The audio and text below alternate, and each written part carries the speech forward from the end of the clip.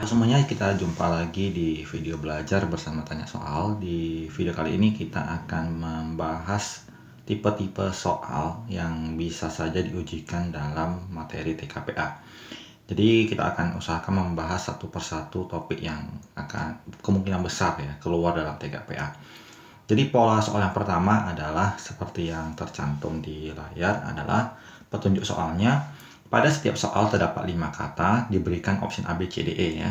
Kemudian pilihlah salah satu kata yang tidak memiliki kesamaan karakteristik dengan 4 kata lainnya.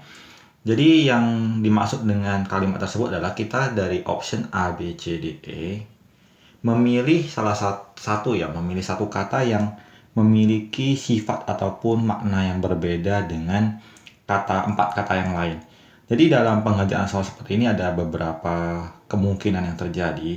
Kalau kita perhatikan yang contoh soal yang pertama yang ini ya. Opsi pertama biologi, B anatomi, C fisiologi, D genetika, dan E imunologi. Kalau kita perhatikan itu semuanya ilmu pengetahuan ya. Namun kalau kita perhatikan secara definisi ya, biologi itu adalah ilmu pengetahuan yang mempelajari tentang makhluk hidup. Anatomi dapat diartikan sebagai cabang ilmu biologi yang mempelajari tentang susunan tubuh makhluk hidup kan. Fisiologi adalah cabang ilmu biologi yang mempelajari tentang fungsi alat tubuh. Genetika adalah cabang ilmu biologi yang berkaitan dengan pewarisan sifat. Imunologi adalah cabang ilmu biologi yang berkaitan dengan daya tahan tubuh ya, sistem kekebalan tubuh. Jadi kalau kita perhatikan, keempat-empat ini adalah cabang ilmu biologi ya yang berkaitan dengan anatomi tadi adalah susunan tubuh, yang fisiologi adalah fungsi dan cara kerja tubuh, genetika adalah sifat, pewarisan sifat, kemudian imunologi adalah sistem kekebalan. Jadi ilmu biologinya sendiri adalah berbeda dari 4 yang lain karena kalau kita perhatikan model kalimat atau model katanya ini adalah hubungan antara kata umum dan kata khusus. Kalau kita perhatikan suatu kata misalnya anatomi, fisiologi, genetika, dan imunologi ini adalah bagian dari ilmu biologi. Yang di 4 kata ini adalah kata khusus. Sementara biologi ini adalah kata umum. Dan biologi ini bisa saja menjadi kata khusus. Misalnya kita jumpai soalnya biologi, fisika, kimia. Ini adalah kata khusus dari suatu kata umum yang disebut dengan IPA. Jadi ini seperti hierarki gitu ya, ada strukturnya. Ini kata umum, kata khususnya adalah kimia, fisika, biologi gitu kan. Kemudian biologi ini sendiri bisa menjadi kata umum untuk kata-kata khusus seperti anatomi, fisiologi, genetika, imunologi. Bisa saja fisiologi ini dibagi lagi, misalnya fisiologi hewan, fisiologi tumbuhan, dan lain sebagainya. Jadi ketika kita memilih model soal seperti ini, kita perhatikan susunan mana yang kata umum dan mana yang kata khusus. Kemudian pola soal yang kedua bisa terjadi adalah model soal sinonim ya. Di antara kelima pilihan tersebut, risau, tegar, takut, cemas, khawatir, 4 kata akan memiliki makna ataupun arti yang hampir sama, kalaupun tidak persis sama, tetapi hampir sama artinya. Kalau kita perhatikan, risau, takut, cemas, khawatir itu memiliki makna yang hampir sama, berbeda dengan kata tegar. Jadi kata tegar ini memiliki karakteristik yang berbeda dengan keempat kata lainnya. Jadi jawabannya adalah, ini jelas bahwa jawabannya adalah jawaban B. Kemudian kita lanjutkan lagi ke contoh soal ketiga ya. Lokal, teritorial, nasional, regional, internasional. Ini juga memiliki pola yang hampir sama dengan soal yang pertama. Jadi kalau suatu daerah, kita katakan misalnya Provinsi Jawa Barat, itu namanya lokal. Kemudian Jawa Barat ini berada di lingkup negara Indonesia. Ini adalah nasional. Nasional. Kemudian Indonesia ini berada dalam regional, namanya Asia Tenggara. ASEAN, ya kan? Kemudian Asia Tenggara ini dengan Asia, Eropa, dan lain sebagainya membentuk suatu wilayah internasional. Jadi jelas bahwa yang berbeda ini adalah teritorial. Di mana teritorial ini menyatakan wilayah darat. Jadi kalau kita bagi wilayah suatu negara terbagi dari wilayah darat, wilayah perairan, maritim gitu kan, dan wilayah udara gitu. Jadi teritorial ini tidak berkaitan dengan cakupan masing-masing luas wilayah. Jadi jelas bahwa jawabannya adalah option B. Nah, untuk mengerjakan soal-soal tipe seperti ini adalah banyak perbendaharaan kata ya. Jadi artinya banyak membaca ya kamus-kamus ataupun daftar kata yang biasanya buku-buku TPA ada ya, daftar kata-kata yang sering muncul dalam tes seperti itu. Itu semakin banyak kita baca maka akan semakin mudah dalam menjawab soal seperti ini. Jadi untuk soal seperti ini tipsnya adalah hanya membaca dan mengingat perbendaharaan kata yang sudah pernah kita lalui di tes maupun untuk misalnya tryout dan lain sebagainya. Kita lanjutkan ke tipe soal kedua. Ini juga sering muncul dan sering dihadapi dalam soal-soal sejenis ya. Pilihlah kata yang merupakan pasangan yang paling sesuai untuk mengisi titik-titik tersebut. Kalau kita perhatikan, di bagian yang pertama, kita sebut ini bagian pertama, dan ini yang bagian kedua. Bagian pertama memiliki kata terkontaminasi dan steril. Kalau kita perhatikan ini memiliki dua makna yang berbeda ya. Terkontaminasi misalnya kan terkontaminasi bakteri, artinya suatu makanan misalnya ya terdapat bakteri di dalamnya. Sementara steril itu bebas dari bakteri.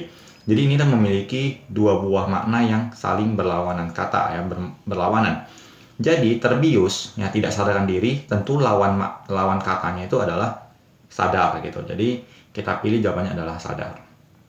Jadi ini polanya memiliki pola lawan kata ataupun antonim. Kemudian ini ada dua buah kata lagi. Bagian pertama pilot dan sopir. Kemudian ini pesawat dan suatu kata lainnya. Kalau kita perhatikan hubungan pilot dan sopir itu kan sama-sama pekerjaan. Kemudian pesawat adalah kata benda. Kalau kita perhatikan pola pertama ya, pilot dan sopir itu seolah-olah tidak ada hubungan. Kita bisa cross dia pengerjaannya seperti ini. Pilot mengemudikan pesawat, maka sopir mengemudikan apa gitu. Jadi sopir itu mengemudikan, jawabannya adalah mobil seperti itu. Jadi sama dengan bagian subtes yang pertama, soal seperti ini juga berkaitan dengan banyaknya perbendaharaan kata yang sudah pernah kita baca ataupun kita hafalkan. Kita sambung ke bagian yang ketiga. Soal ini adalah soal penalaran ya. Semua naskah hasil penelitian harus lolos seleksi terlebih dahulu sebelum menjadi koleksi perpustakaan. Selama ini hasil penelitian Budi telah menjadi koleksi perpustakaan. Jadi kalau kita gambarkan seperti ini, semua naskah semua naskah hasil penelitian harus lolos, berarti harus lolos seleksi. Kemudian menjadi koleksi perpustakaan. Nah, dikatakan bahwa selama ini hasil penelitian Budi telah menjadi koleksi perpustakaan. Artinya memenuhi syarat supaya menjadi koleksi perpustakaan, maka hasil penelitian Budi ini harus sudah lolos seleksi terlebih dahulu. Jadi kita bisa simpulkan bahwa hasil penelitian Budi ya sudah lolos seleksi. Jadi kita cari yang jawabannya adalah option C. Atau cara cepat seperti ini, kita coret data yang sama ya. Semua naskah penelitian harus lolos seleksi sebelum menjadi koleksi perpustakaan. Kata sebelum menjadi koleksi perpustakaan ini bisa kita anggap sebagai transisi. Kemudian ini hasil penelitian Budi telah menjadi koleksi perpustakaan. Ini kita juga anggap sebagai transisi. Maka kesimpulannya adalah hasil penelitian Budi lolos seleksi gitu. Jadi kita bisa menyimpulkannya seperti itu. Kemudian kita sambung ke contoh soal berikutnya. Semua beras merupakan hasil sawah petani. Jadi beras adalah hasil sawah petani. Kemudian sebagian beras tidak dikirim ke Jakarta. Ini adalah hasil petani ya. Kita tadi lupa dilingkari petani. Kemudian sebagian beras tidak dikirim ke Jakarta. Kita anggap sebagai ini. Ini tidak dikirim ke Jakarta. Konsekuensinya bahwa ada sebagian lagi yang dikirim ke Jakarta. Maka kita cari ya suatu kesimpulan yang menyatakan sebagian dari beras itu ada yang dikirim ke Jakarta. Jadi kalau kita perhatikan semua sawah petani menghasilkan beras yang tidak dikirim ke Jakarta. Salah ya, karena hanya sebagian yang tidak dikirim. Jadi kalau semua tidak dikirim kurang tepat. Jadi kita lanjutkan lagi ke option B. Semua sawah petani menghasilkan beras. Ini polanya adalah bahwa semua beras adalah hasil sawah petani. Kalau dibalikkan menjadi semua sawah menghasilkan beras itu tidak tentu ya, karena beras dihasilkan oleh petani, petani bisa saja menghasilkan beras, menghasilkan jagung, sayur, dan lain sebagainya. Jadi belum tentu bahwa petani hanya menghasilkan beras, jadi ini tidak tepat. Sebagian beras merupakan hasil sawah petani. Sementara di sini sudah jelas bahwa semua beras adalah hasil sawah petani. Jadi kalau disebutkan sebagian beras adalah hasil sawah petani juga kurang tepat. Semua beras tidak dikirim ke Jakarta. Jelas bahwa ini juga salah karena bertentangan dengan kalimat yang kedua ya. Jadi kalau option D, semua beras tidak dikirim ke Jakarta, kurang tepat. Kemudian option E, sebagian sawah petani menghasilkan beras yang tidak dikirim ke Jakarta. Ini benar ya, ini sebagian dari beras yang dihasilkan petani. Ada yang dikirim ke Jakarta, ada yang tidak dikirim ke Jakarta. Jadi yang benar adalah option E. Kita lanjut. Bagian atau topik yang selanjutnya adalah kemampuan dalam memahami gambar. Biasanya soalnya diberikan 4 buah gambar, kemudian ada kotak kelima, gambar kelima yang kita tentukan gambar apa yang cocok untuk di gambar kelima. Kalau kita perhatikan, ini polanya adalah, perhatikan ini kotak seperti ini yang hitam, kemudian menjadi matahari yang hitam, kemudian oval hitam. Kembali lagi ke kotak hitam, ya. Jadi dugaan kita adalah bahwa yang hitam berikutnya adalah gambar yang matahari ini. Jadi satu yang hitam, dua putih, satu hitam, dua putih, satu hitam, dua putih, ya, satu hitam, dua putih. Maka yang berikutnya adalah kita cari yang mataharinya berwarna hitam. Jadi ada 3 kemungkinan. Kemudian 2 putih, 1 hitam. Jadi yang kita mau adalah mataharinya berwarna hitam, sisanya berwarna putih. Jadi yang cocoknya adalah option C, seperti itu. Kemudian kita contoh soal yang lain, yang kita ambil contoh yang berikutnya. Kita perhatikan pertama, yang jelas bisa kita perhatikan adalah gambar bintangnya ya. Bintang hitam, putih, hitam, kemudian kosong, kemudian hitam. Maka dugaan kita di sini bintangnya berwarna putih. Berarti yang mungkin ya adalah option A, C, dan E. Berarti option D dan option B sudah jelas salah. Ini kita abaikan saja, nggak usah lagi kita perhatikan. Kemudian ada 2 pola huruf B, F, J, R. Kemudian pola angka 5, 8, 11, 17. Yang paling gampang tentunya polanya pola angka ya. Kita perhatikan 5 ke 8 itu tambah 3. 8 ke 11 itu tambah 3. 11 tentunya tambah 3 ya. Menjadi 14. 14 tambah 3 jadinya 17. Jadi dugaan kita bahwa angkanya adalah angka 14. Jadi bintang berwarna putih kemudian angkanya 14. Jadi jawabannya adalah option E. Walaupun kita belum mencari pola huruf yang di sini. Kalaupun kita cari bisa saja kita wakili ya. Misalnya B ini adalah huruf kedua, F ini adalah huruf ke-6, J ini adalah huruf ke-10. Kita perhatikan polanya tambah-tambah 4. Maka 4 huruf ya setelah J. Kita tuliskan J, K, L, M, N. 1, 2, 3, 4. Maka hurufnya tepat bahwa jawabannya adalah huruf N. Jadi kita bisa memastikan bahwa jawaban E adalah jawaban yang paling tepat. Kita lanjutkan. Kalau mengerjakan soal seperti ini mungkin sudah familiar bahwa ini jelas bahwa di soal ini kita menentukan ya angka selanjutnya dari pola bilangan yang dicantumkan. Di pola ini kita perhatikan ya, angka yang spesifik yang bisa kita perhatikan adalah ini 3 ke 9, 9 ke 27, 27 ke 81. Ini adalah angka kali-kali 3 ya. 3 kali 3 jadi 9, 9 kali 3 jadi 27, 27 kali 3 jadinya 81. Kemudian pola yang di kedua adalah 15 ke 30, 30 ke 45, kemudian 45 ke angka berikutnya yang ditanyakan.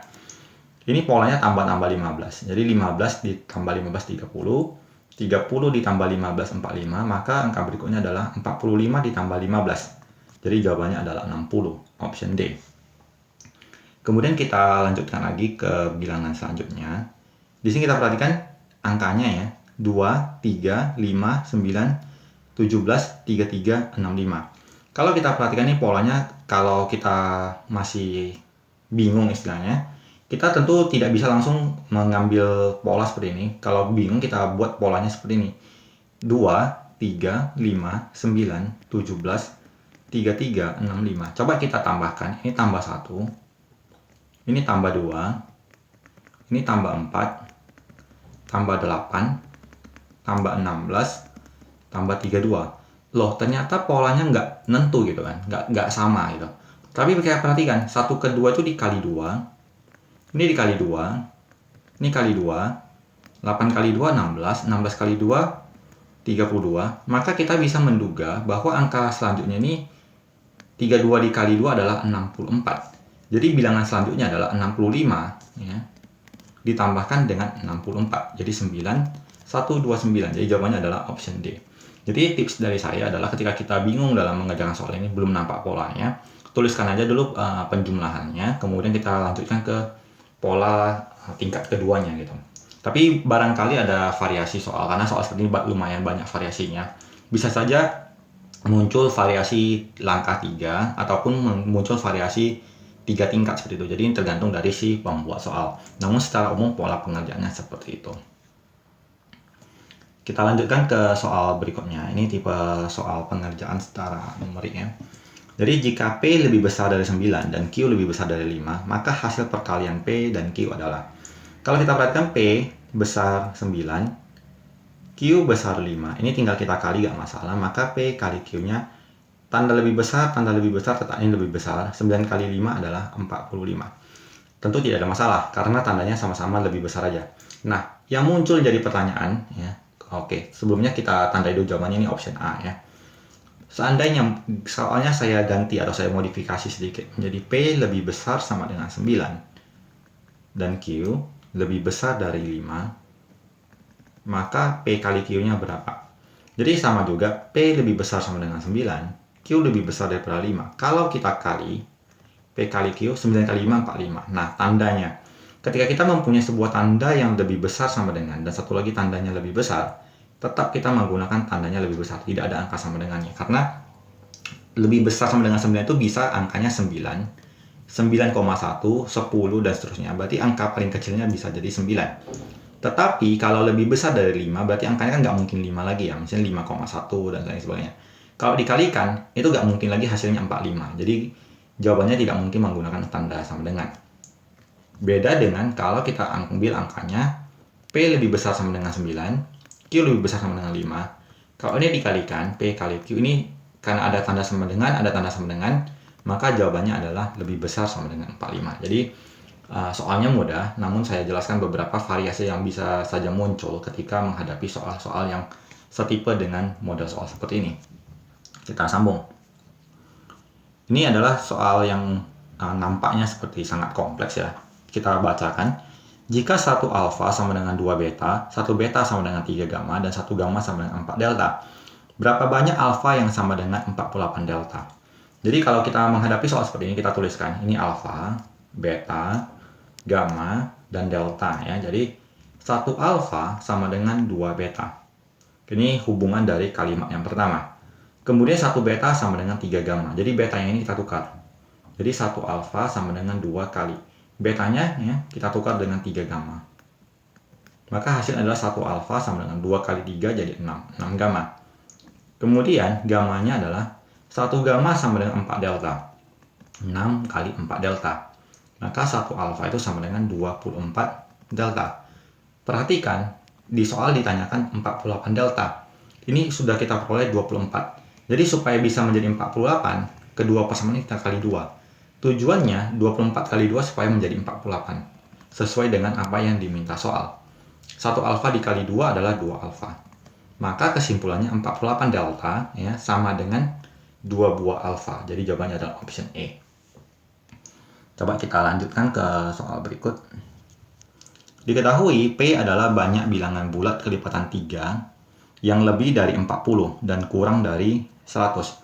Jadi kalau kita cari ini bilangannya ya, kalau secara manual kita harus bisa menduga paling tidak bilangan apa ya kira-kira yang kalau dikalikan 3 berada dalam rentang angka 40 sampai dengan angka 100 seperti itu.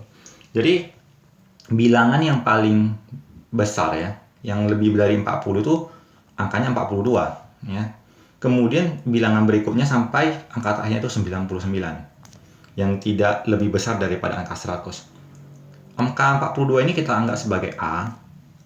Kelipatan 3, kita anggap ini bedanya 3. Tadi ini A-nya 42. Dan 99 ini sebagai UN. Ingat dalam aritmatika, kita simbolkan UN itu sama dengan A ditambah N kurang 1 kali beda. 99 sama dengan ya kita tuliskan 42 ditambah N kurang 1 kali 3. Maka langkah yang selanjutnya kita kerjakan adalah kita kurangkan 99 dikurangkan dengan 42. Ini hasilnya 57 ya. Sama dengan N kurang 1 dikali 3. Kemudian ketiganya kita kerjakan. Maka N kurang 1 sama dengan kita bagikan 57 bagi 3. Itu hasilnya 19. Maka N-nya adalah min 1 dipindahkan ke sebelah kanan jadi tambah. Jadi N-nya adalah 20. Maka P-nya ini 20. Terdapat 20 buah bilangan. Nah, selanjutnya kita coba cari bilangan kelipatan 7 yang berada di antara rentang 90 sampai 225. Kalau kita coba itu angkanya ya. Ini tadi untuk yang kelipatan 3. Ini untuk kelipatan 7. Maka angka pertamanya itu adalah angka 91. Dimana kalau kita bagikan 91 dibagi 7 itu kan 13 ya. Jadi 13 kali 7 91. Nah, tugas kita berikutnya adalah mencari angka yang paling besar ya, kelipatan 7 paling besar yang tidak lebih dari angka 225 ya. Jadi kita coba kalikan. Itu hasilnya adalah 224 ya. Angka terakhir yang bisa dibagi 7 yang tidak lebih dari 225. Kemudian ini kita anggap sebagai A. Ini sebagai UN. Dan bedanya adalah 7, kelipatan 7. Kita tuliskan lagi, UN sama dengan A tambah N kurang 1 kali B. Rumusnya sama ya. Maka 224 sama dengan 91 tambah N kurang 1 dikali 7. Tugas berikutnya adalah kita kurangkan 91 ke sebelah kiri. Jadi 224 dikurangkan dengan 91, 133 sama dengan N kurang 1 dikali 7. Maka N kurang 1 sama dengan kita peroleh 133 dibagi 7 itu 19.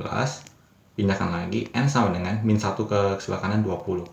Maka kita peroleh Q-nya juga 20. Ternyata P itu berjumlah 20 angka, Q-nya juga 20 angka. Maka kita simpulkan bahwa P sama dengan Q, seperti itu. Kemudian kita coba lanjut ke tipe soal berikutnya.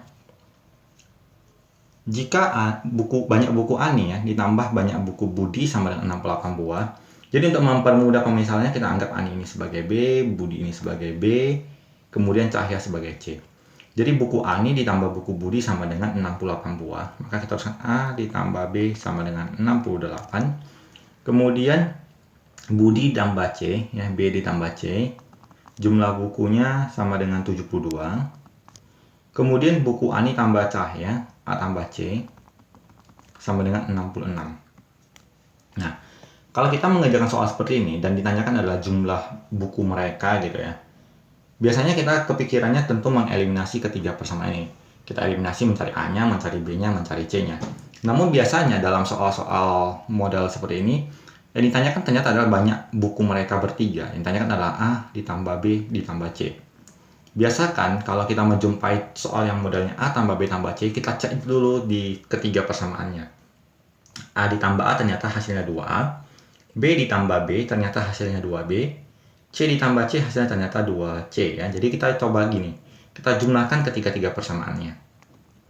2A tambah 2B tambah 2C sama dengan, ya sekarang kita jumlahkan 68 ditambah 72, 140 ya. Ditambahkan 66, hasilnya adalah 206. Kemudian kita bagi 2. Tujuannya kenapa? Supaya kita bisa memperoleh bentuk A, B, C. Di sini kita sudah peroleh 2A, 2B, 2C. Jadi kita bagi 2 supaya muncul A tambah B tambah C. Maka A tambah B tambah C sama dengan 206 dibagi 2 adalah 103. Maka jumlah buku ketiga orang tersebut adalah sebanyak 103 buah. Jadi untuk mengerjakan soal seperti ini kita tidak perlu mengeliminasi masing-masing buku yang dimiliki oleh Ani, Budi maupun Cahya. Coba kita lanjutkan ke soal berikut. Soal ini juga modelnya sama dengan model soal perbandingan yang di awal ya. Dikatakan bahwa X sama dengan 1/4 Y dan Y sama dengan 2Z. Kalau kita perhatikan di persamaan pertama kita mempunyai variabel Y. Di persamaan kedua juga kita mempunyai variabel Y. Maka Y sama dengan 2Z. 2Z ini kita gantikan ke Y yang di sini. Jadi X sama dengan 1/4 dikali 2Z seperti itu. Kemudian ini 1/4 dengan 2-nya kita kalikan menjadi setengah Z. Kemudian 2-nya kita kalikan ke atas kali silang. Maka 2X sama dengan Z. Jadi kalau 2x sama dengan Z, tentunya Z-nya itu lebih besar ya daripada si X. Dan kebetulan di sini karena disebutkan berarti X sama dengan 1, X lebih besar dari Z, X lebih besar dari Y, 2X sama dengan Z, 2X lebih besar daripada 2Y. Ternyata kalau kita ubah ke dalam bentuk persamaan matematis, kita sudah peroleh jawabannya 2X sama dengan Z. Jadi jawabannya jelas menjadi option D seperti itu. Jadi inilah kira-kira beberapa tipe soal yang bisa saja muncul di variasi soal TKPA. Semoga bermanfaat bagi yang sudah menonton video ini, dan sampai jumpa di video belajar selanjutnya.